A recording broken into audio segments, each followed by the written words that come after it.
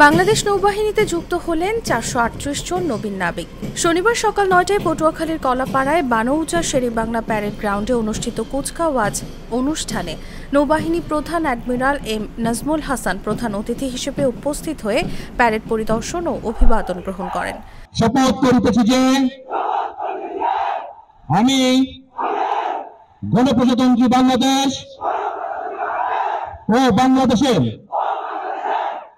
পরে তিনি কৃতিত্বপূর্ণ ফলাফল অর্জনকারী নবীন নাবিকদের মাঝে পুরস্কার বিতরণ করেন। নৌবাহিনীর এই 2024 ব্যাচের নবীন নাবিকদের মধ্যে সকল বিষয়ে সর্বোচ্চ নম্বর পেয়ে সেরা চৌকস নাবিক হিসেবে নৌপ্রধান পদক লাভ করেন মোহাম্মদ সাইফুর রহমান সাইফ।